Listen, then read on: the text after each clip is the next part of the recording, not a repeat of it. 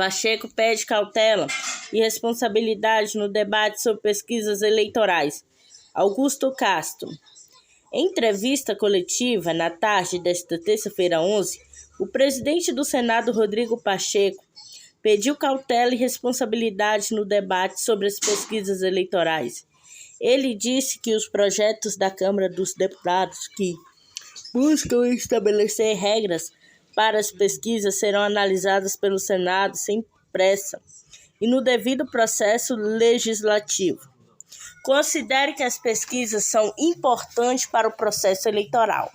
Elas têm um papel examinando a intenção de voto, que não me parece razoável do projeto que eu li da Câmara dos Deputados. Estabelece que a simples diferença entre o que está na pesquisa e o resultado eleitoral possa constituir um crime com pena de 4 a 10 anos. Um texto absolutamente inadequado, porque pune muito severamente o erro. Isso é inapropriado sob todos os aspectos, inclusive os aspectos jurídicos.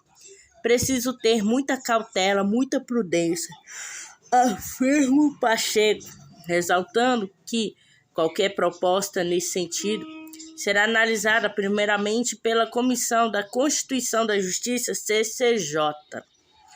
Na avaliação de Pacheco, o debate sobre as pesquisas eleitorais precisa ser feito de forma inteligente e razoável, e não deve ser concluído antes do segundo turno das eleições, pois precisa ser analisado pelos parlamentares como responsabilidades legislativas para que se encontre a melhor solução.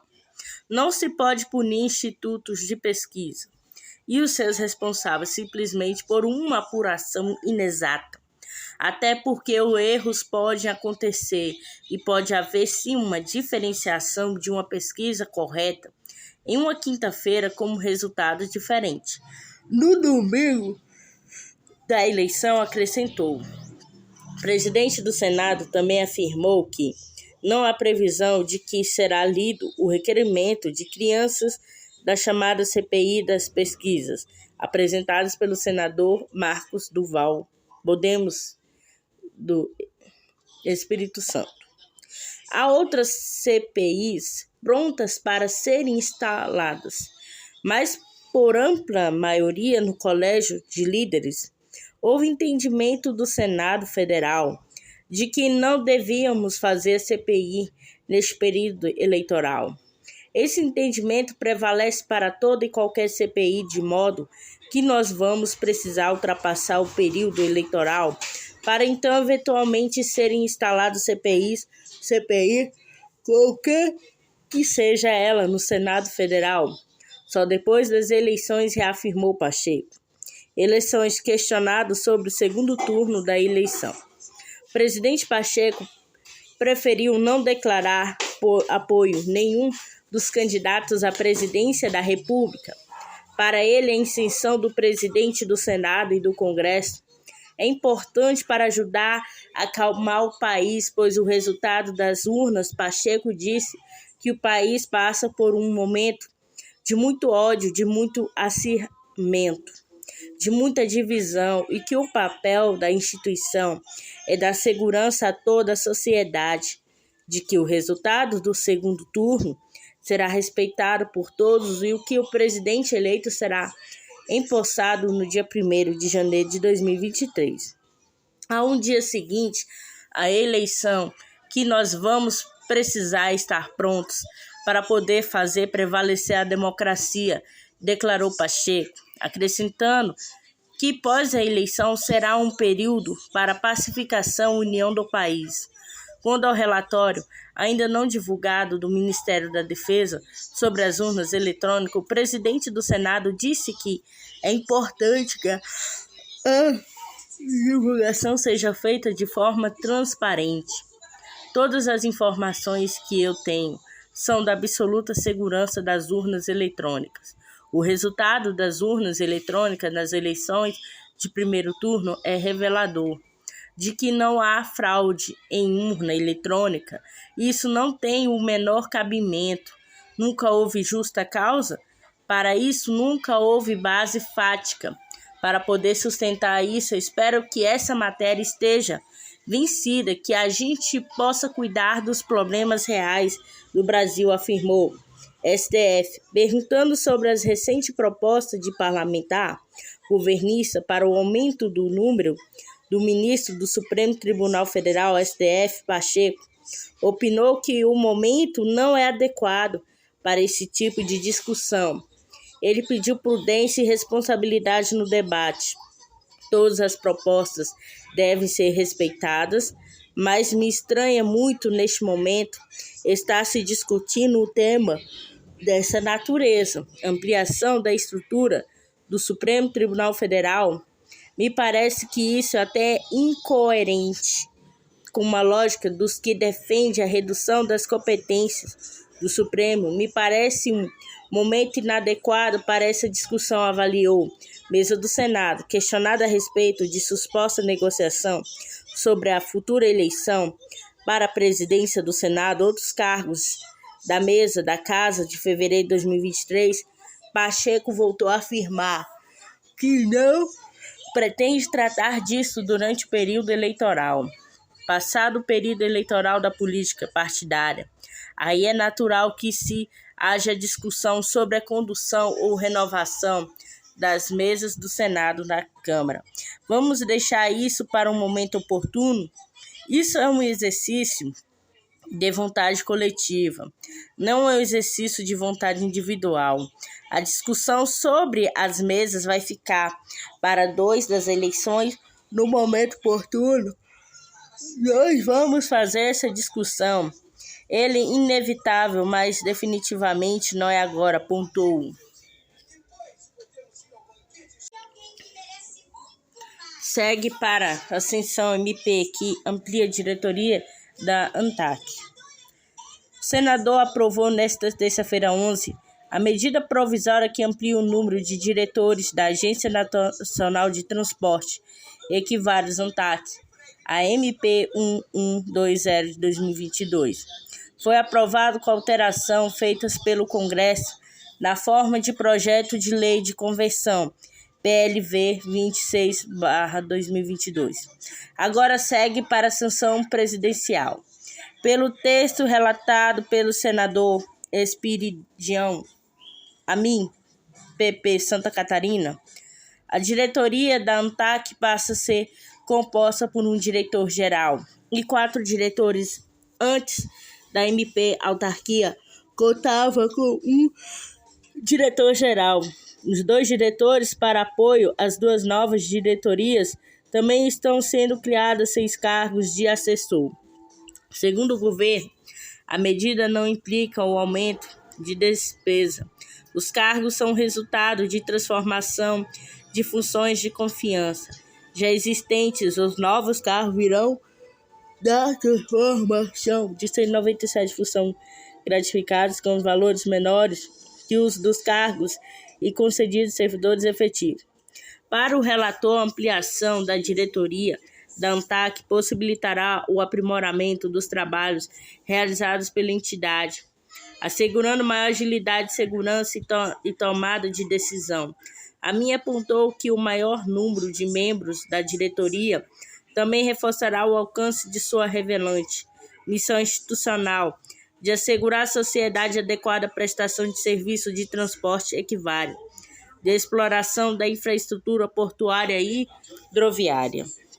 Segundo o senador, a ampliação do número de diretores também mostra-se adequada por uma questão prática: diminuir obstáculos à obtenção do quórum para as decisões colegiadas. Ele elogiou a atuação da ANTAC e citou como exemplo Porto de Itajaia, em Santa Catarina. Melhoria do ambiente institucional, auxiliada pelo MP em análise, é um fator determinante para ampliar a competitividade do país, consequentemente para promover o desenvolvimento econômico e social, afirmou Amin ao apresentar seu relatório. Mandato. O texto original enviado pelo Executivo previa mandatos de 1 ano e 2 anos para os primeiros ocupantes dos cargos criados pela MP. Na Câmara dos Deputados, o texto foi alterado para que os mandatos dos primeiros ocupantes dos cargos criados sejam maiores que o previsto no texto original. 4 anos para o primeiro, 5 anos para o segundo. A diferença na duração prevista nas duas versões do texto segue a regra de Lei 9986 de 2000. Segundo tal, os mandatos dos membros do Conselho Direito ou da diretoria colegiada de agências reguladoras não pode coincidir. ANTAC atua na fiscalização de portos de navegação marítima, no apoio à navegação interior de acordo com o Poder Executivo. A agência acompanha 36 portos em 3 terminais de uso privado, setor responsável por 95% das exportações brasileiras, de acordo com o texto aprovado. Transformação dos cargos produzirá efeito somente a partir da entrada em vigor do decreto de alteração do regulamento da agência.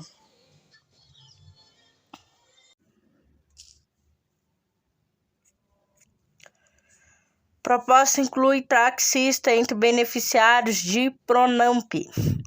Senador Fernando Collor, PT, B, Alagoas, apresentou o projeto de lei PL 244/2022 para incluir os taxistas entre os beneficiários do financiamento do Programa Nacional de Apoio às Microempresas e Empresas de Pequeno Porte, Pronamp, na aquisição de veículos novos. A proposta foi apresentada em 12 de setembro. Ainda aguarda o despacho às comissões e definição de relator. O parlamento elege que a categoria dos taxistas vem há anos sofrendo uma sequência de reveses como competição predatória de aplicativo, elevação contínua do preço dos combustíveis, mais recentemente em função da pandemia de Covid, inflação elevada como reflexo sobre a taxa de juros na aquisição de veículos novos. A conjunção desses fatores tem levado à obsolescência da frota de táxi no Brasil, o que traz risco para o usuário motorista, eleva os níveis de poluição nas grandes cidades e reduz os que já despauperados ganhos dos taxistas pela elevação dos custos de manutenção de seus veículos, alegou ao apresentar o texto. Ainda segundo o senador, vários municípios brasileiros, como Rio de Janeiro, Salvador e Porto Alegre, vêm de forma palitativa estendendo a vida útil permite dos táxis. Para ele, contudo, não seria uma solução duradoura, visto que os custos crescentes com a manutenção acabarão por exaurir toda a rentabilidade na atividade. Conforme o projeto, as operações terão prazo máximo de 60 meses, juro equivalente à taxa Selic de mais 2% ao ano, para que não haja impacto sobre o Fundo Garantidor das Operações FGO. Prevê que as operações terão necessariamente garantias de alienação fiduciária, que o valor do empréstimo não poderá ser superior a 90% do valor do veículo. A solidez desse sistema de garantia real, diferentemente das demais operações do Pronamp, o que torna viáveis esses financiamentos importantes, eliminar qualquer risco de custos adicionais para o Tesouro Nacional. Uma proposta fiscalmente responsável, alega Fernando Collor. Criado em maio de 2020 pela Lei de 1399 de 2020, o Pronamp é uma linha de créditos criada pelo governo federal, destinada a fortalecer os pequenos negócios e as concessões do crédito, feita por bancos conveniados e garantidos pelo FGO, que assume a parte dos riscos das operações realizadas. Pouco mais de um ano após a criação, o Congresso Nacional aprovou uma nova lei com mudanças nas regras, tornando o programa permanente.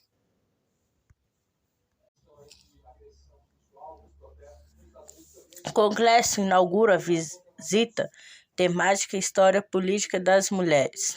O Congresso Nacional inaugura, nesta segunda-feira 10, visita temática História Política das Mulheres pelos corretores do Senado e de Câmara dos Deputados. Visitantes vão conhecer a trajetória de mulheres que fizeram a diferença no parlamento em movimentos sociais.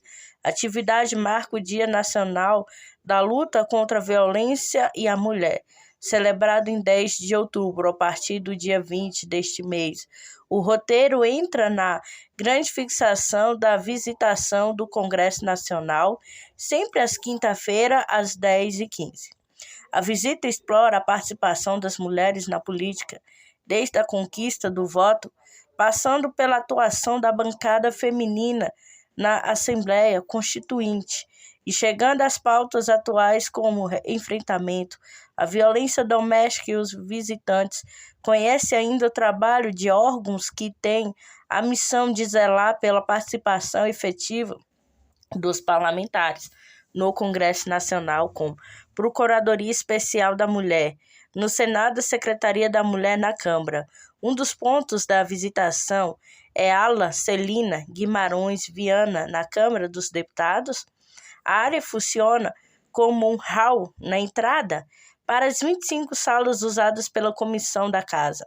Celina Guimarães Viana foi a primeira eleitora do Brasil e da América Latina, alistada a 25 de novembro de 1927, na cidade de Mossorro, Rio Grande do Norte. A Celina Guimarães Viana abriga um painel com fotos de todas as deputadas federais que passaram pela Câmara.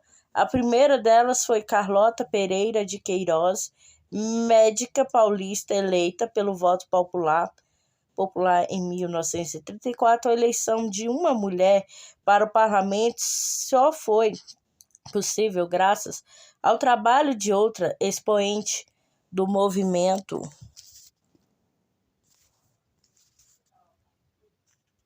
feminista no Brasil, Berta Lutz, que liderou as campanhas da Federação Brasileira pelo Progresso Feminino. Outro ponto da vista guiada, corretora Tereza da Barguela, em que o acesso do plenário da Câmara durante o século X e ela comandou a estrutura política, econômica e administrativa do Quilombo do Quaritere, localizado na área do atual estado de Mato Grosso. Tereza foi casada com José Piolho, que chefiava o Quilombo de Quaritere, até ser assassinado por soldados com morte do marido.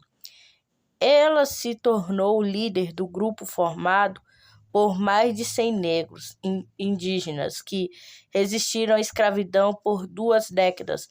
Era conhecida como Rainha Teresa.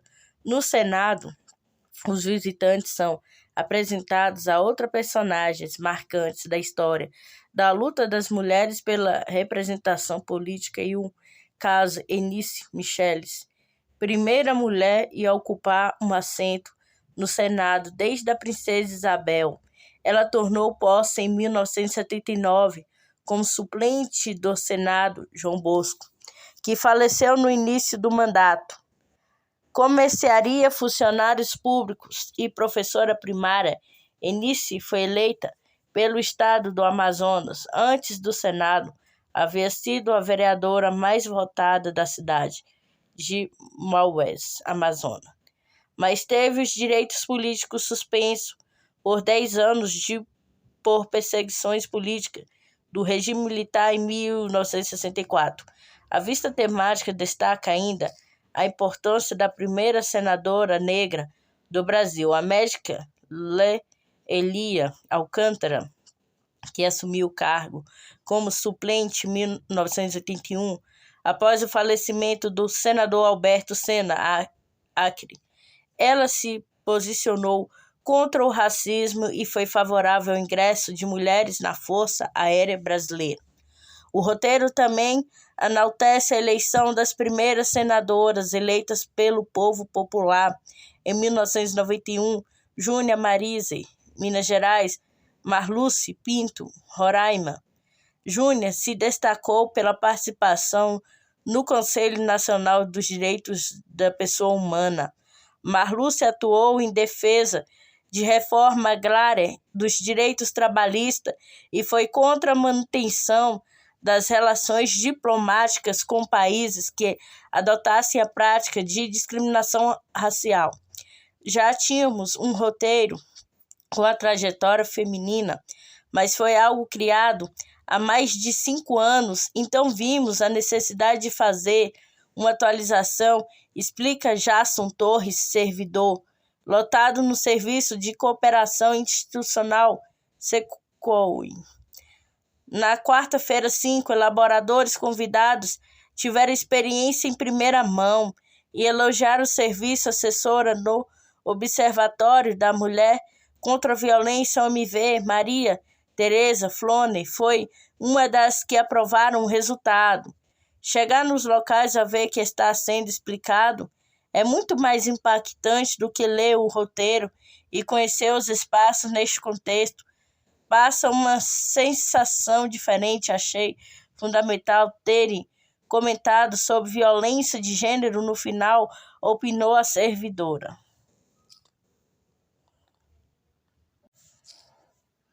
Projeto incentiva recurso e reciclagem de plástico por meio de economia circular.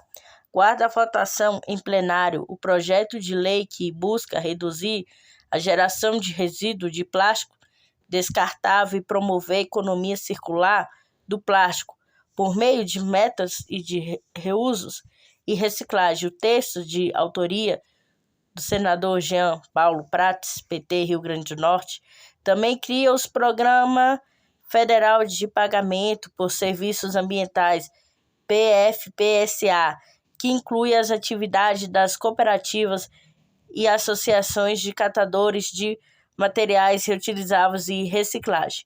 A PL 2524 de 2022 também altera a Lei dos Crimes Ambientais, Lei de 9605 de 1998, que passa a vigorar acrescida de 2 novos dispositivos. Artigo 56A prevê a detenção de 1 ou 4 anos de multa quem produz, embalar, importa ou comercializa produto ou embalagem gerador de resíduo sólido ou desacordo com as exigências estabelecidas em leis ou nos seus regulamentos, incorrerá nas mesmas penas quem descumprir a obrigação relativa à estruturação e implementação de sistema de logística e reserva.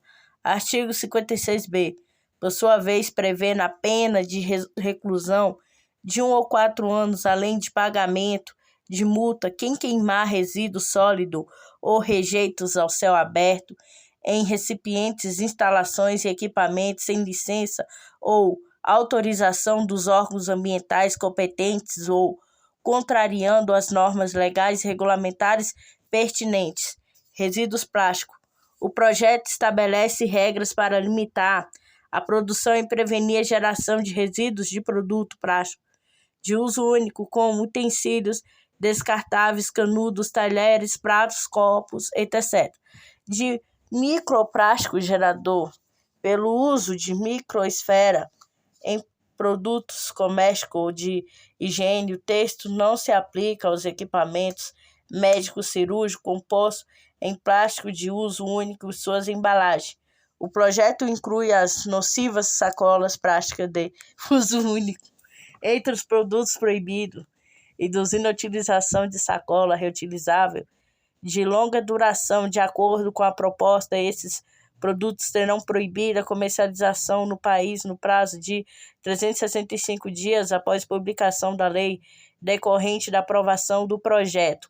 A partir de 31 de dezembro de 2029, todas as embalagens plásticas colocadas no mercado serão retornáveis e comprovadamente recicláveis ou substituídas por embalagens confeccionadas por materiais integralmente compostáveis feitos a partir da matéria-prima renovável, sem prejuízo de aprovação de implantação dos sistemas de logística, reveza de embalagem. A pessoa jurídica que adquire resíduos de plástico, vidro, alumínio, papel para a fabricação de produtos fará jus crédito presumido de 1,65% o título da contribuição para os programas de integração social e formação do patrimônio do servidor público PIS/PESAP, de 7,6% da Constituição para financiamento de seguridade social com fins.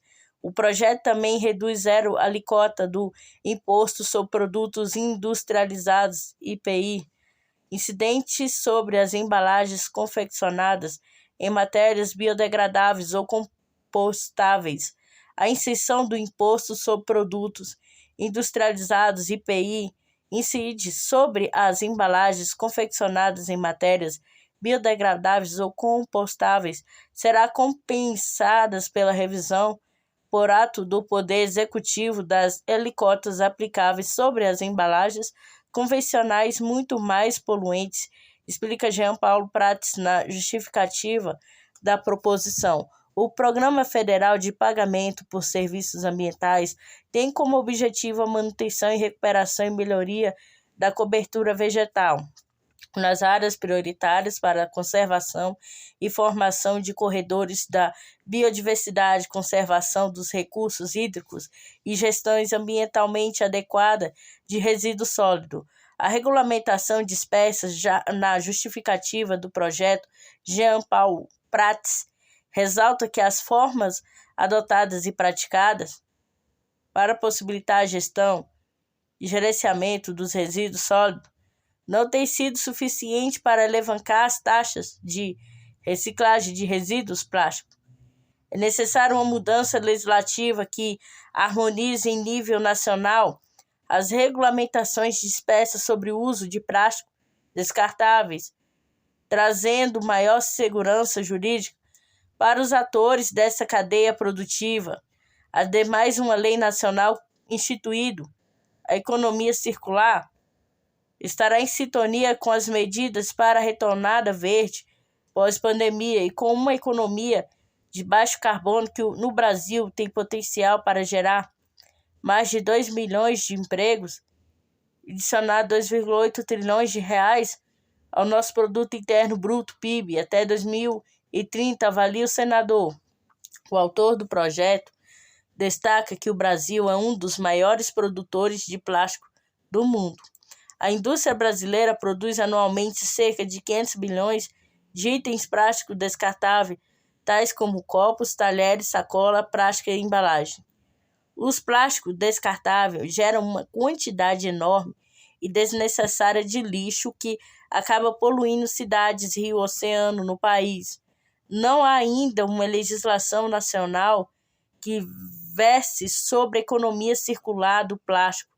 Este projeto propõe medidas concretas e fundamentadas para a redução da contribuição brasileira ao problema global da população por plástico, afirma Jean Paulo Prats. Ele explica que a transição para um novo modelo de produção e consumo para reduza consideravelmente a quantidade de resíduos gerados e urgente. O senador ressalta ainda que mais de 130 países têm leis restritivas para plástico de uso único. Microplástico em 46 países do mundo já binaram sacolinhas plásticas. Na proposta, insere o Brasil no grupo seleto de países que estão na vanguarda mundial da proteção e defesa do meio ambiente. A proposição se coaduna com os esforços mundiais voltados a combater esse tipo de poluição, antecipando obrigações que decorreram da história. A resolução da Assembleia das Nações Unidas para o Meio Ambiente realiza que Nairobi, no Quênia, em março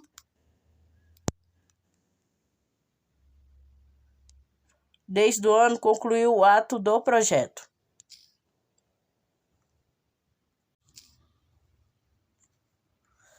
Juiz da falência pode autorizar modalidade alternativa de venda de ativo após rejeição de proposta pelos credores.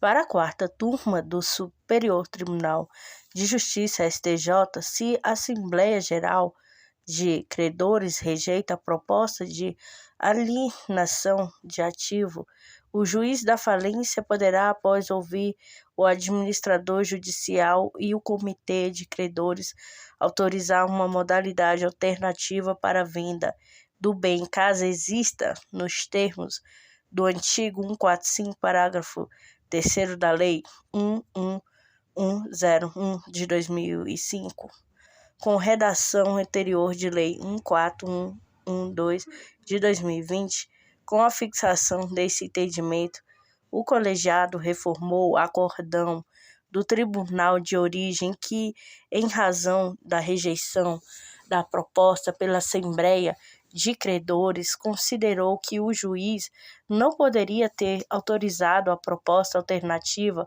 para a venda de um lote de ações no âmbito de processo de falência. O relatado recurso, o ministro Antônio Carlos Ferreira, apontou ser necessário, no caso dos autos, analisar disposições da Lei 11101 de 2005, se as alterações trazidas pela Lei 14112 de 2020, tendo em vista que a publicação das decisões nas instâncias de origem ocorreu antes da atualização da legislação que a disciplina, a recuperação judicial e a falência de sociedades empresárias. As modalidades ordinárias são previstas pelo artigo 142 da Lei de 11101 de 2005. Segundo o ministro, a alienação de bens da massa falida deve ocorrer por uma das modalidades previstas no artigo 142 da Lei 11101 de 2005, leilão por lances orais, propostas fechadas e pregão. Observa-se que a modalidade ordinária da alienação do ativo, por sua própria natureza, proporciona competitividade de proposta entre os interessados de forma a obter o melhor preço na alienação dos bens. Consequentemente, realiza os negócios jurídicos mais benéficos e a massa falida, além de reduzir a possibilidade de fraudes coluídos, anotou o relator. Apesar de considerar que a transparência e a concorrência teriam mais garantia com a adoção de uma das modalidades ordinárias, Antônio Carlos Ferreira entendeu que, em alguns casos, pode ser necessário flexibilizar o procedimento como forma de possibilitar a alienação do bem. Por esse motivo, o relator apontou que os artigos 144 e 145 da Lei de 11101 de 2005 prevêem a possibilidade de doação excepcional de modalidade da alienação diversas daquelas estabelecidas no artigo 142, desde que existam razões justificadas para afastar a incidência de umas modalidades ordinárias. O juiz agiu em conformidade no artigo 145 da Lei de Falência.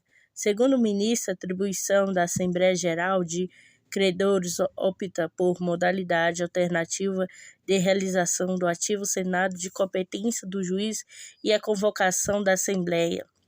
Encaminhada à Assembleia Geral de Credores análise da modalidade alternativa da alienação do ativo, desde que aprovada por 2/3 dos credores presentes na Assembleia do artigo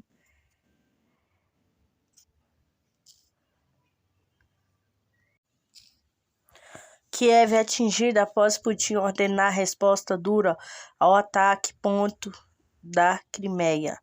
A Rússia disparou mísseis de cruzeiro contra cidades da Ucrânia durante a hora de Rússia, nesta segunda-feira da manhã, matando civis, desligando energia, no que o presidente Vladimir Putin declarou ser uma vingança por ataques ucranianos, incluindo uma ponte para a Crimeia. Os mísseis atingiram cruzamentos movimentados porque os locais turísticos no centro de Kiev é uma intensidade nunca vista, mesmo quando as forças russas tentam capturar o capital no início da guerra. A explosão também foram relatadas em Lviv. Em um discurso televisionado, Putin disse que ordenou ataques massivos de longo alcance contra alvos de energia, comando e comunicação ucraniano, usando mísseis disparados no ar, o mar e terra, em resposta ao que ele descreve como ataques terroristas, incluindo a explosão de sábado no ponte de Estreito de Kerch.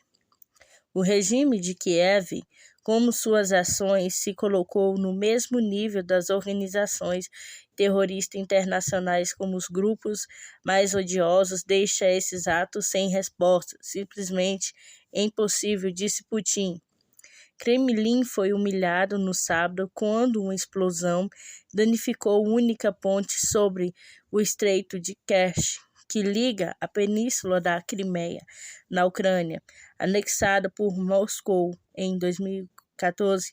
A Rússia, propriamente dita a Ucrânia, não assumiu a responsabilidade pela explosão da ponte, mas a celebrou. O presidente ucraniano Volodymyr Zelensky disse que os ataques desta segunda-feira foram programados deliberadamente para matar pessoas e para derrubar a rede elétrica da Ucrânia. Seu primeiro-ministro disse que 11 grandes metros de infraestrutura foram atingidas em 8 regiões, deixando partes do país sem energia, água ou aquecimento. Em Kiev, um corpo de um homem de jazia em uma rua, em um cruzamento importante, cercado por carros em chamas. Em um parque, um soldado cortou as roupas de uma mulher que estava deitada na grama para tentar tratar seus ferimentos. 2 outras mulheres estavam sangrando nas proximidades. Estão tentando nos destruir. Uma enorme cratera se abriu ao lado de um parquinho infantil em um parque central de Kiev. Os restos de um aparente míssil foram enterrados fumegando na lama. Mais rajadas de mísseis atingiram a capital novamente no final da manhã. Pedestres se montavam na entrada nas estações de metrô, dentro dos estacionamentos. A Alemanha disse que um prédio que abriga seu consulado em Kiev foi atingido no ataque de segunda-feira, embora não tenha sido usado desde que a guerra começou em 24 de fevereiro. A União Europeia condenou os ataques bárbaros e covardes. No meio da manhã, o Ministério da Defesa da Ucrânia disse que a Rússia havia disparado 81 mísseis de cruzeiro e as defesas aéreas da Ucrânia derrubaram 44 delas. A polícia disse que pelo menos 5 pessoas morreram e 12 ficaram feridas em Kiev. As imagens das câmeras de segurança mostraram estilhaço e chamas envolvendo uma passarela com fundo de vidro em um vale arborizado no centro da cidade, um dos locais turísticos mais populares de Kiev. Um pedestre fugiu da explosão. Reuters mais tarde viu uma enorme cratera sobre a ponte que foi danificada, mas permaneceu de pé. Eles estão tentando nos destruir, nos varrer da face da terra, diz Zelensky. No aplicativo de mensagem Telegram, as sirenes de ataque aéreo não diminuem em toda a Ucrânia. Mais tarde, Zelensky filmou uma mensagem de vídeo em um telefone celular em uma rua vazia no centro de Kiev. Ele disse que as graves tinha 2 alvos principais: infraestrutura energética e pessoas. Tal hora e tais alvos foram especialmente escolhidos para recusar o máximo de dano possível, disse ele. Primeiro-ministro Denis Shmyhal prometeu e restaurar os serviços públicos o mais rápido possível. Autoridades informaram que a energia caiu na segunda maior cidade da Ucrânia, nas proximidades da Poltava. Ministro das Relações Exteriores, Dmytro Kuleba, tweetou: a única tática de Putin é o terror em cidade pacífica da Ucrânia. Mas ele não vai quebrar a Ucrânia, esta é também sua resposta. E todos os apaziguadores que queiram conversar como ele sobre paz, Putin é um terrorista que fala com mísseis.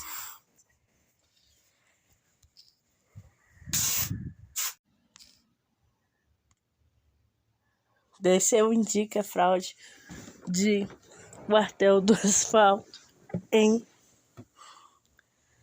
licitação de mais de 1 bilhão no governo Bolsonaro. A auditoria do Tribunal de Contas da União, TCU, identificou no governo Jair Bolsonaro, PL, indícios da ação de um quartel de empresas de pavimentação e fraudes à licitação do estatal Codevasf, que somam mais de 1 bilhão, informa a Folha de São Paulo. Codevasf, vinculado ao Ministério do Desenvolvimento Regional, MDR.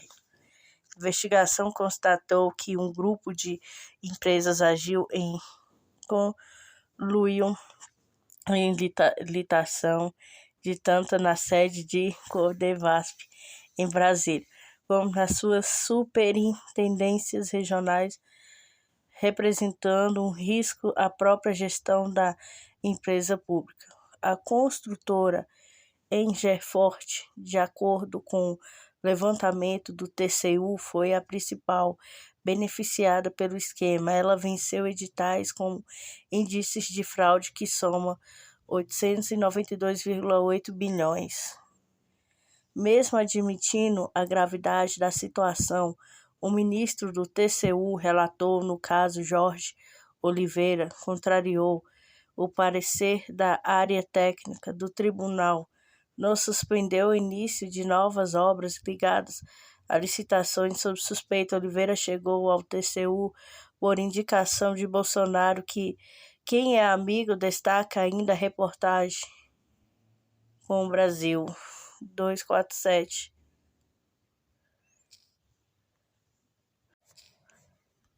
TCU indica fraudes cartel do asfalto em licitação de mais de 1 bilhão no governo Bolsonaro. A auditoria do Tribunal de Contas da União, TCU, identificou no governo Jair Bolsonaro, PLE, indícios da ação de um cartel de empresas de pavimentação e fraudes à licitação da estatal Codevasf, que somam mais de 1 bilhão, informa a Folha de São Paulo. Codevasf, vinculado ao Ministério do Desenvolvimento Regional, MDR. Oliveira, licitação, mandatos, MP, Rio de Janeiro, Nordeste, Pezão, Polícia Civil, Política, Quadrilha, Queiroz, Galvão, Região Rio, São Francisco, TCU, Transposição.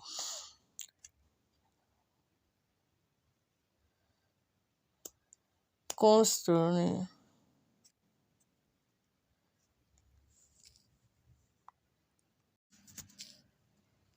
Lula Bolsonaro, imprensa chinesa, analisa o futuro das relações entre China e o Brasil após o segundo turno. South China Morning Post, jornal de língua inglesa, circula em Hong Kong. Ouviu analistas políticos de diversas universidades do mundo para compreender o futuro das relações entre Brasil e Pequim após o segundo turno das eleições presidenciais no Brasil. Os especialistas concordaram que Bolsonaro, descrito pela publicação como o Trump dos trópicos, se distanciaria da China, pelo menos retoricamente. Eles relembram as declarações do presidente brasileiro e dos seus filhos contra a China e ao longo dos últimos 4 anos. A publicação enfatiza, por outro lado, que o comércio bilateral entre os países atingiu um recorde de 135 bilhões e 702 bilhões no ano passado, aumentando pelo quarto ano consecutivo, apesar do impacto da pandemia de Covid-19. Além disso, visita do presidente brasileiro à China em outubro de 2019, segundo os especialistas ouvidos, há uma evidência de que Bolsonaro soube ouvir as críticas e os conselhos de seus ministros sobre a importância de Pequim. Jeff Garmani, professor associado de estudo latino-americano da Universidade de Melbourne, disse que muitos dos apoiadores de Bolsonaro eram céticos em relação à China, que Bolsonaro jogou como isso politicamente. O Brasil é extremamente dependente da China para a exportação de commodities e um grande pilar do apoio de Bolsonaro também vem lobby do agronegócio que se beneficia das exportações de commodities para a China, disse Germani. Para George N., professor de pesquisa da Barnard School of Global Studies da Universidade de Boston, ex-embaixador chileno na China, tom contra a China de Bolsonaro tem sido constantemente desafiado por grupos de comércio e investimento que dependiam fortemente da China como mercado para commodities exportadas, como seja a carne bovina. Lula, por sua vez, é apresentado como um líder que sempre esteve aberto ao diálogo com Pequim, favoreceu uma relação bilateral mais estreita. A reportagem relembra sua visita à China em 2004, com mais de 450 empresários lançados as bases para uma próspera parceria econômica. Especialista diz que Lula vence o segundo turno. Ele ajudará a fortalecer os laços entre Brasil e China. As parcerias nos BRICS, grupamento formado por Brasil, Rússia, Índia, China, África do Sul. Margarete Mieres, diretora do Programa Ásia Americana Latina Interamericana Diálogo, think tank sediado em Washington, disse que uma vitória de Lula seria um benefício significativo para BRICS. Lula originalmente imaginou que BRICS como um esforço para afirmar a independência das nações em desenvolvimento sobre o dólar americano nas relações comerciais, disse ela. Vice-diretor do Centro de Estudos da América Latina da Universidade de Pequim, apontou que a China priorizou a parceria econômico-comercial em relação à eleição presidencial. China e Brasil compartilham uma parceria comercial complementar, especialmente em agronegócio e investimentos, e a parceria permanecerá sólida, apesar das flutuações na orientação política do Brasil, disse Dong.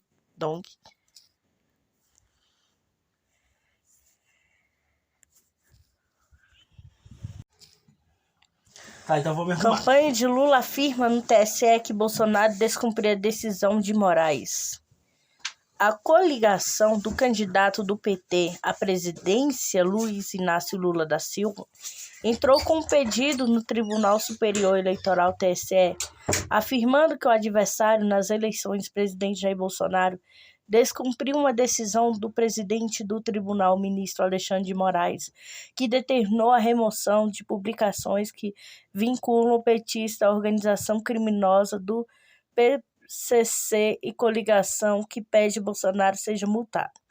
Segundo os advogados da campanha Bolsonaro, mantém as postagens que fazem associação de Lula aos criminosos no Twitter.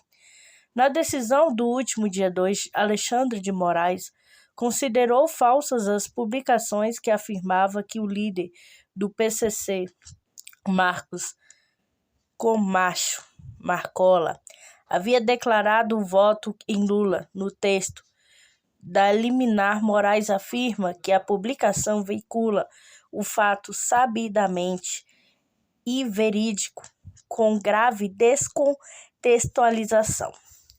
Na verdade, os diálogos transcritos, além de ser relacionado às condições carcerárias apresentam apenas conotação política, pois retratam suposta discussão de Marcola e outros interlocutores a respeito de Luiz Inácio Lula da Silva, Jair Messias Bolsonaro, ressaltou Moraes, embora o teor dos diálogos revele uma discussão comparativa entre os candidatos, não existe declaração de voto, o fato constante no próprio título da notícia, acrescentou o ministro.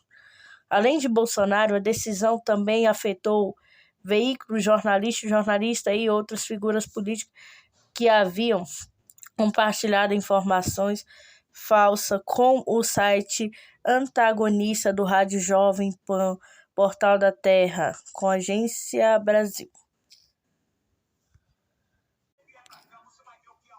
CTFC analisa reembolso do frete em caso de atraso na entrega. A Comissão de Transparência, Governança, Fiscalização e Controle e Defesa do Consumidor, CTFC, do Senado se reúne na terça-feira 11, às 14h30, com 7 itens na pauta. Um deles é o projeto que altera o Código de Defesa do Consumidor para determinar que, caso o vendedor ou a empresa atrase a entrega do produto, o consumidor terá direito ao reembolso imediato do valor do frete, PL 5544/2019. O senador Randolfo Rodrigues, Rede Amapá, autor da matéria, afirma que o projeto pode incentivar os fornecedores a empenharem no cumprimento dos prazos de entrega, acordados por sua vez o relator do projeto, senador Marcos Duval, Podemos, Estado, Espírito Santo, favorável à aprovação do texto sem alteração. Ele entende que a proposição amplia os direitos do consumidor. A decisão da CTFC terminativa, se o projeto for aprovado e não houver recursos para votação em plenário a seguir para análise da Câmara dos Deputados, fiéis. Outro item a ser votado também em caráter terminativo, PL 3183/2019, que torna obrigatória a divulgação do valor das mensalidades dos cursos bancados pelo Fundo do Financiamento Estudantil FIES. A proposta de autoria do senador veneziano Vitel de Rego, MDB Pernambuco, recebe parecer favorável de seu relator, senador Teomário Mota Pros Roraima. De acordo com o projeto, as instituições de ensino cadastradas no FIES terão de encaminhar ao Fundo Nacional de Desenvolvimento da Educação, FNDE, 45 dias antes da data final para matrícula, o valor total e o valor das mensalidades de cada curso. Com financiamento do FIES, FNDE tornará públicos os valores mencionados para permitir o monitoramento e a transparência. Ao defender sua proposta, veneziano lembra que a lei do FIES, Lei de 10260 de 2001, determina que o valor total do curso financiado tem de ser discriminado no contrato de financiamento estudantil como FIES, mas não estabelece a previsão de sua divulgação para toda a sociedade. Em seu relatório, Teomário Mota concorda com a iniciativa porque a FNDE estará assegurando a transparência que necessariamente tem de abranger todos os negócios em que o poder público tenha participação. Faturas. A CTFC também deverá votar o projeto que classifica como abusiva qualquer cláusula que obrigue o consumidor a pagar a fatura de compra exclusivamente no estabelecimento do fornecedor, PLS 374/2017.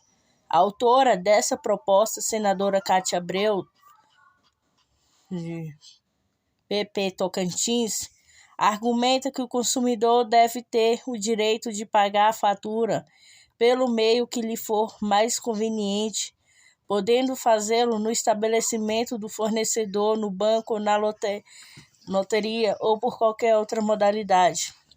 O relator da proposta, senador Renan Calheiros, MDB Alagoas, elogiou a iniciativa que considera longe de imputa obrigação excessivas ao fornecedor, porque apenas proíbe a cláusula que impõe uma obrigação descabida ao consumidor, que não está adequada ao mundo moderno. Renan acrescenta na justificação de seu relatório que no mínimo que deve ser exigido do fornecedor e não dificulta a vida do consumidor. Senador pode votar na terça MP que amplia o número das auditorias do ANTAC, da Agência do Senado. O plenário pode votar na terça-feira 11 as medidas provisórias MP 1120/2022, que amplia de 3 para 5 o número de diretores da Agência Nacional de Transporte, vários ANTAC. O texto também cria 6 cargos de assessor para dar apoio às novas diretorias, e a sessão deliberativa está marcada para as 16. O relator da matéria do senador Esperidião Amin, PP Santa Catarina, e a MP foi aprovado pela Câmara dos Deputados na última quarta-feira, 5, perde a validade de 17 de outubro.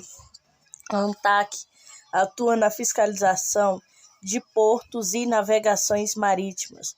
No apoio à navegação interior, de acordo com o Poder Executivo, a agência acompanha 36 portos e 203 terminais de uso privado, setor responsável por 95% das exportações brasileiras.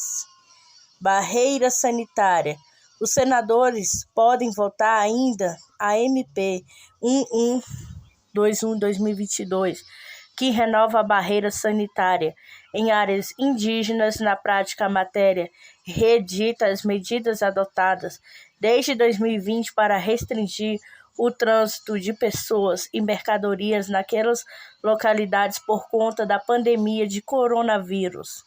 De acordo com o texto, as barreiras sanitárias devem ser compostas prioritariamente por servidores públicos federais ou militares e, eventualmente, por servidor público, militares de Estado, Distrito Federal ou município. Cabe à Fundação Nacional do Índio FUNAI pagar diárias aos integrantes da barreiras até 31 de dezembro de 2022. O relator da matéria do Senado, Paulo Rocha, PT Pará, texto perde a validade no dia 17 de outubro.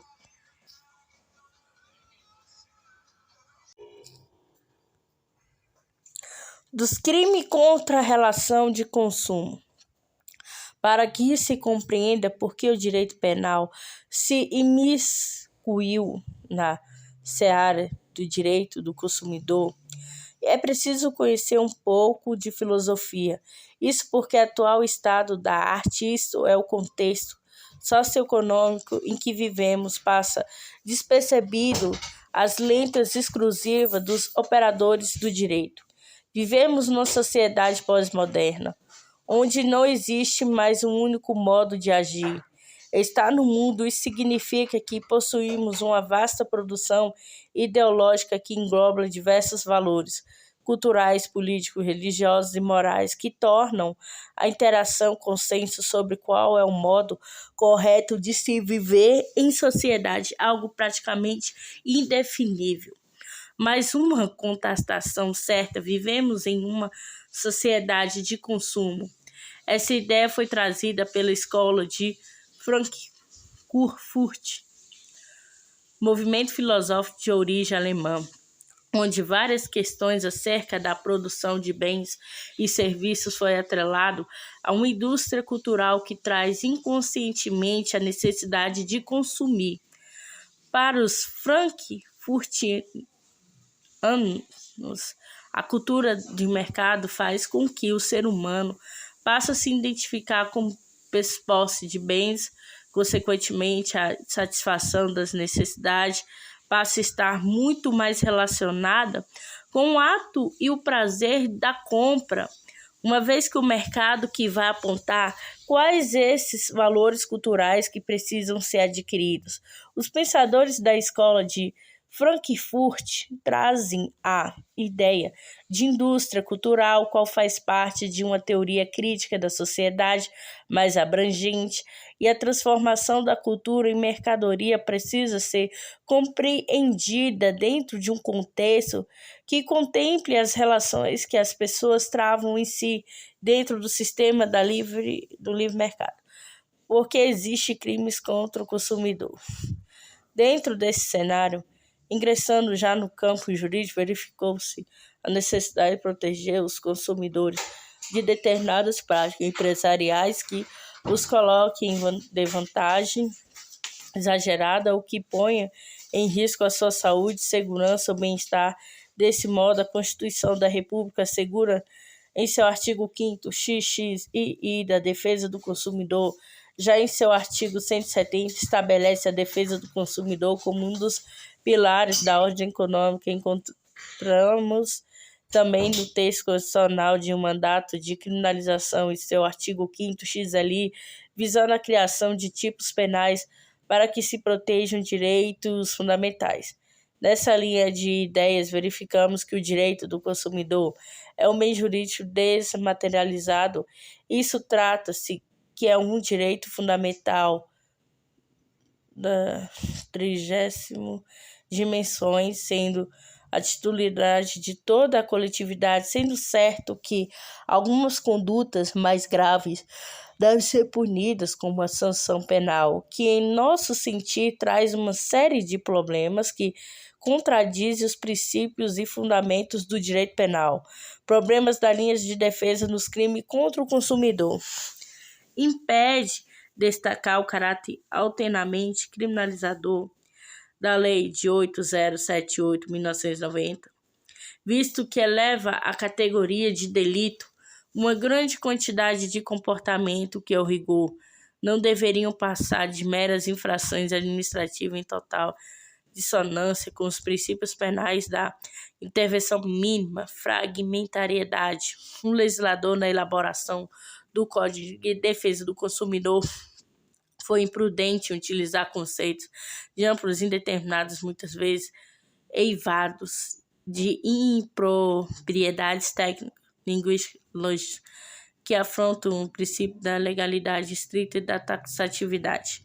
O título de exemplo destaca-se má redação da segunda parte do artigo 75 do Código Civil, que permite uma espécie de responsabilidade objetiva que é vedado em direito penal, justamente porque exige-se uma conduta consciente e voluntária para a prática do ilícito. Argumenta-se, de um lado, que o texto não exige que o diretor administrador ou gerente tenha uma conduta ativa promovendo efetivamente o fornecimento, a oferta ou a exposição de venda de modo ilícito. Contenta-se o preceito numa consagração implícita da responsabilidade objetiva, que ao direito administrador ou gerente permite o fornecimento, vale dizer, não se oponha de forma eficaz ao ato, do que é um absurdo. Ademais, eles também poderão eventualmente ser incriminados por terem aprovado a colocação do produto ou serviço do mercado que logo após não venha a ser efeito, como inicialmente decidido, sem qualquer participação ou culpa do direito do administrador ou gerente, fatos que devem ser interpretados restritivamente somente quando há dolo ou culpa dos administradores ou gerentes sob pena de responsabilidade objetiva. Como feito, pode-se pensar numa linha defensiva que já exclua a tipicidade logo de início por violação da estrita legalidade no caso de imputação genérica, que não comprovem a consciência e a vontade dos agentes ou sua imprudência, imperícia ou negligência para a prática da conduta.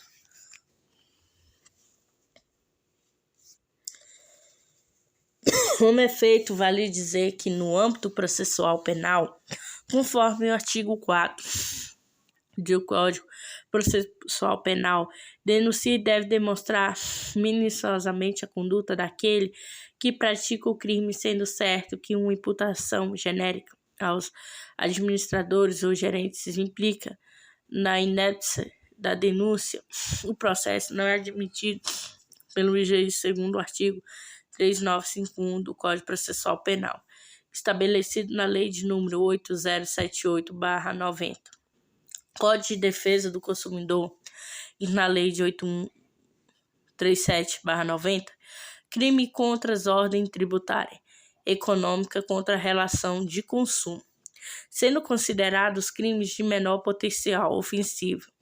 Portanto, é certo dizer que todos os crimes contra as relações de consumo admite transação penal e os demais institutos despenalizadores presentes no ordenamento jurídico, que torna praticamente impossível uma condenação com base nessa legislação, desde que haja devida orientação de um profissional capacitado.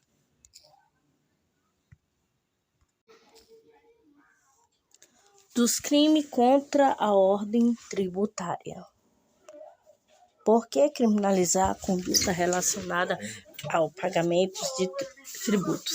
Por meio de uma leitura sistemática da Constituição da República, podemos notar que não é possível interpretar o direito tributário como antigamente.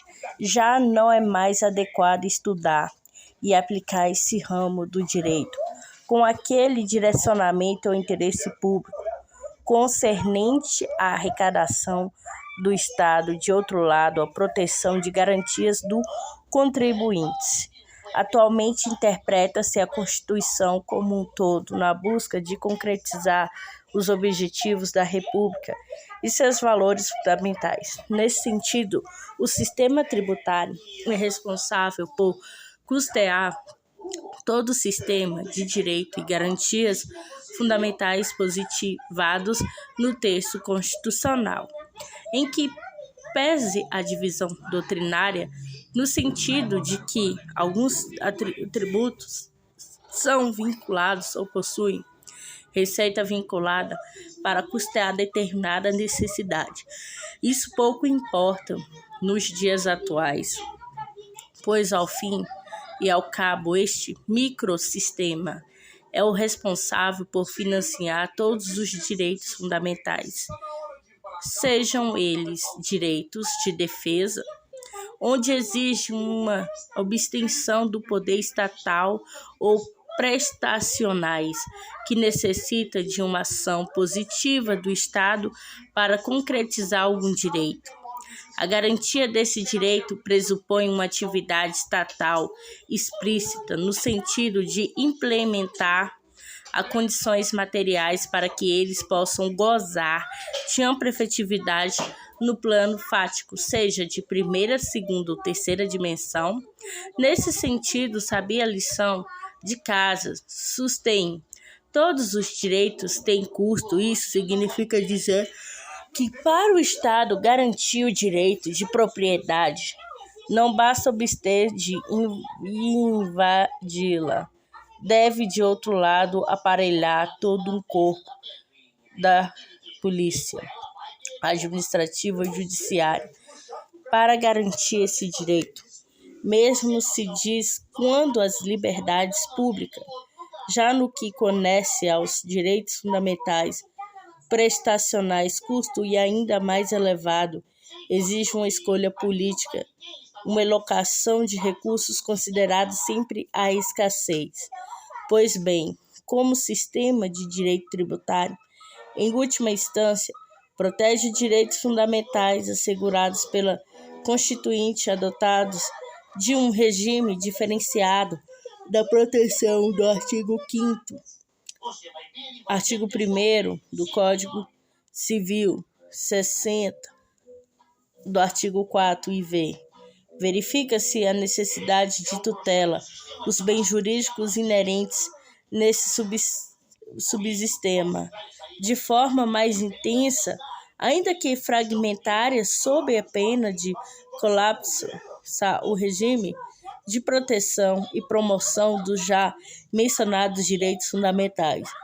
A ordem tributária tem como diferencial figurar do tributo definido no artigo 3 do CTN, como toda prestação pecuniária compulsória em moeda ou cujo valor nela se possa exprimir, que não constitua a sanção de ato ilícito, instituída em lei e cobrada, mediante atividade administrativa plenamente vinculada. Entende-se, então, que os tributos são fruto do poder de império do Estado, não de atividades negociais.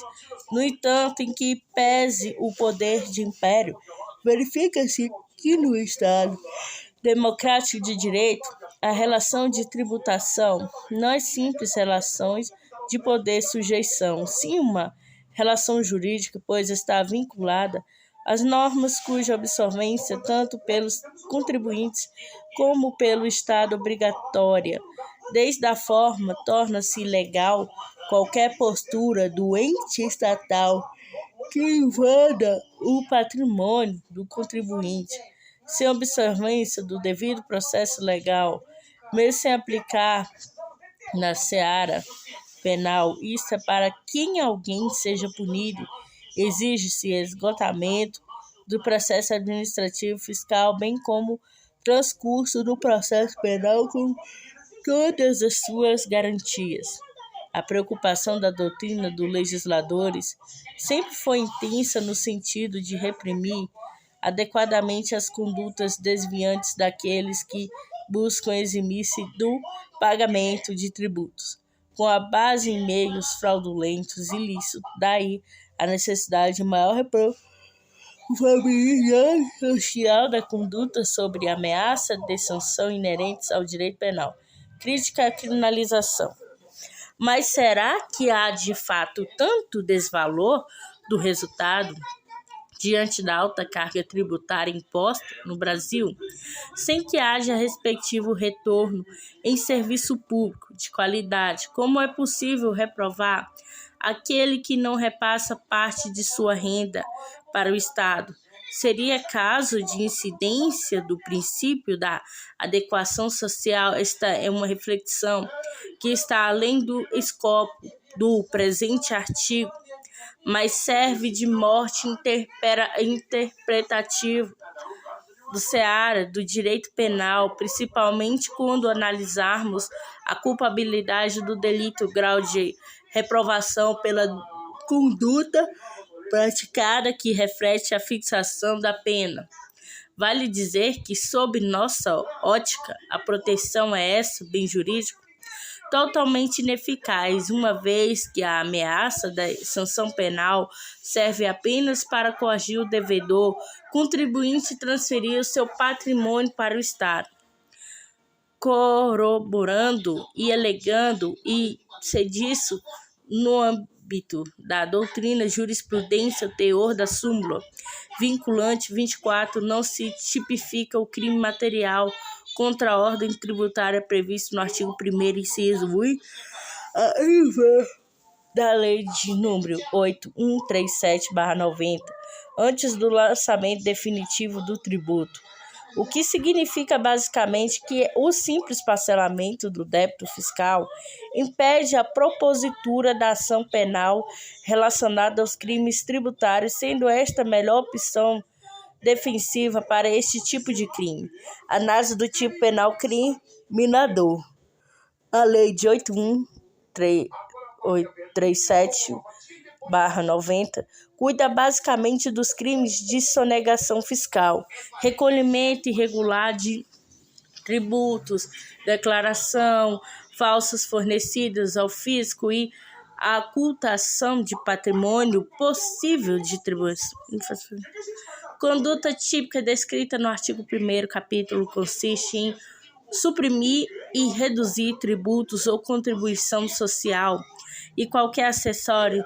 Nos 5 incisos seguintes são destacadas as várias modalidades pelas quais isso pode ocorrer, de forma que somente há crime contra a ordem tributária, e se a agente realizar qualquer das condutas mencionadas com consciência, vontade dirigida, prática da infração, portanto, não é suficiente para a configuração da tipicidade mera supressão ou redução do tributo, mas exige-se também que seja consequência de um comportamento anterior fraudulento.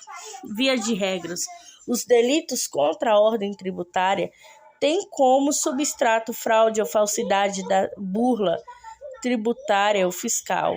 Assim, não configura o crime de sonegação fiscal quando as condutas descritas nesse artigo inciso I e V decorre apenas de ferimento de aumento da ocorrência total ou parcial do fato gerador do tributo. Essa protelação caracteriza tão somente um ilícito administrativo fiscal, mas não penal, uma vez que não foi empregado qualquer meia fraudulenta. O título exemplificado pode ser que a fraude ocorra mediante a inserção de elementos inexatos, omissão de operação de qualquer natureza em documento ou livro exigido pela lei fiscal, inserir elementos inexatos de uma conduta de natureza comissiva equivale introduzir, incluir, colocar informações sobre fatos em documentos ou livro que não corresponde à realidade. É a denominada nota vazada, que consiste no fato de que ocorre a vinda e o recebimento do valor total da mercadoria, mas quando da emissão da nota consta somente a declaração de uma parte dos valores. Essa modalidade também denominada meia nota, porém na realidade nem sempre os valores são meio a meio, pois a porcentagem declarada varia tanto para cima como para baixo dos 50%. Ocorre aqui uma dissonância entre o que realmente ocorreu, a realidade fática ou jurídica relacionada ao contribuinte, ou seja, inexatidão decorre da não correspondência do lançado nos livros ou documentos à realidade dos fatos, o que também caracteriza falsidade ideológica. Se a inexatidão decorre de erro, equívoco, sem intenção de fraudar o físico penalmente irrelevante, meio da defensivos na prática de crimes tributários. Como já salientou, melhor tática defensiva é o parcelamento ou pagamento do tributo a qualquer tempo, pois extingue no caso de pagamento ou suspende no caso de parcelamento a punibilidade do crime conforme súmula vinculante 24 do STF. Por tratar-se de um crime empresarial, isto é cometido por sociedade empresarial, é necessário demonstrar o dolo do agente nos crimes de sonegação fiscal. A responsabilidade penal recai somente sobre os agentes que efetivamente pregam fraude para fins de suprimir ou reduzir crédito tributário, uma vez que no Brasil inexiste responsabilidade penal objetiva, sem dolo ou culpa, por presunção, por fato praticado por terceiros ou por disposição estatuária. Nesse sentido, a responsabilização criminal não pode recair sobre uma determinada pessoa apenas por ela figurar nos estatutos sociais da empresa como gestora, sócia, como responsável pelo recolhimento do tributo. Destarte. Em todas as tipificações existe que, para a caracterização do crime, a vontade livre é consciente e dirigida, finalisticamente prática da conduta tipificada, suprimir, reduzir, sonegar, etc. Portanto, se a falta de recolhimento do tributo ou recolhimento a menor se dá em virtude de dupla, como, por exemplo, a interpretação equivocada de dispositivos legais, divergência no que diz respeito ao montante a ser recolhido ou efetiva ocorrência do fato gerador, não há crime. Por fim, como se trata de infração penal sem violência ou grave ameaça, com pena mínima inferior de 4 anos, cabível acordo de não persecução penal nos termos do artigo 28-A do Código Processual Penal.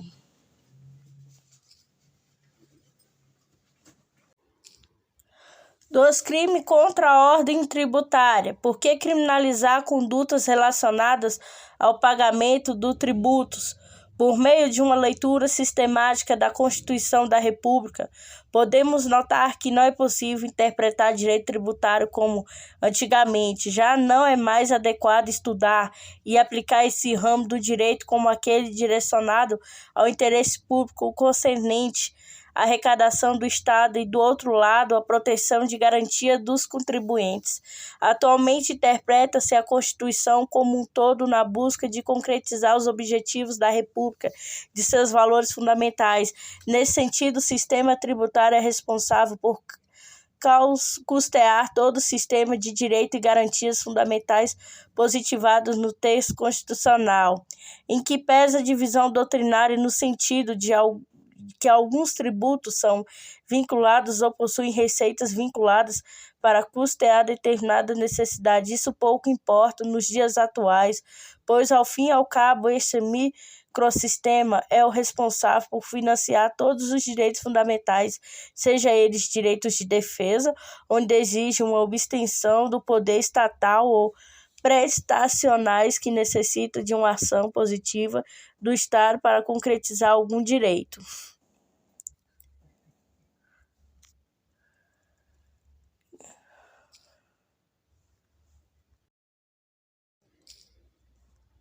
DF deve disponibilizar transporte para paciente realizar hemodiálise.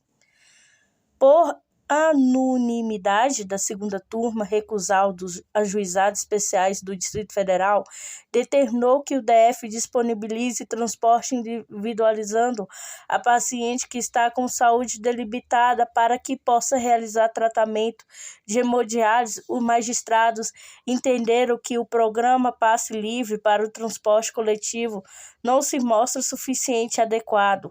A autora, que mora em Planaltina, de acordo com o processo 073446552022070016, realiza procedimento de hemodiálise 3 vezes por semana em uma clínica na Asa Sul. Por conta de seu quadro grave, não possuiu condições físicas para o uso do transporte público. Ela alega ainda que não possui condições financeiras para arcar com os custos dos transportes particular e pede que o réu forneça transporte individualizando no trajeto entre a casa onde mora e a clínica para que possa realizar o tratamento. O Distrito Federal, em sua defesa, afirma que a lei distrital assegura aos portadores de doenças renais crônicas direitos e gratuidade de transporte coletivo.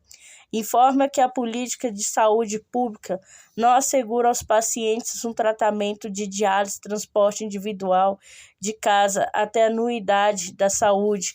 A única exceção, de acordo com o réu, se refere aos casos de urgência, emergência, ocasião em que o transporte do paciente é realizado pelo SAMU. Ao analisar recursos da autora da decisão que julgou o pedido improcedente da turma, pontuou que, no caso, o uso do transporte público gratuito não se mostra suficiente, tendo em vista o risco elevado de complicação durante o procedimento de hemodiálise. Para o colegiado, resta evidente a excepcionalidade capaz de justificar a imposição ao réu do dever de fornecer transporte a paciente. Conforme relato nos autos, devido ao quadro clínico de saúde, a autora necessita fazer uso de medicamentos fortes, os quais trazem diversos efeitos colaterais, quais sejam tontura, sonolência, febre, dor de cabeça, dor no corpo, taquicardia, colorões, náuseas, vômitos, falta de ar, arritmia cardíaca, fraqueza e aumento da pressão arterial, podendo ocorrer derrame ou infarto do miocárdio, registrou a turma. Observou ainda que a autora, além de ter baixa condição socioeconômica, com limitações financeiras para manter as despesas como transporte particular, não tem familiares ou amigos próximos que acompanhem no trajeto. Para o colegiado, em observância ao que estabelece a Constituição Federal, Quanto ao direito de saúde, impõe-se o poder público, fornecimento de transporte adequado ao paciente portador de doença grave para o tratamento de hemodiálise, a fim de assegurar devida eficácia ao direito fundamental à saúde e dignidade da pessoa humana em condições hipossuficientes. Dessa forma, a turma determinou a obrigação do Distrito Federal em disponibilizar transporte individualizado para recorrer ao fim de se locomover para a realização do tratamento de saúde. Com informação do Tribunal de Justiça do Distrito Federal dos Territórios TJDFT.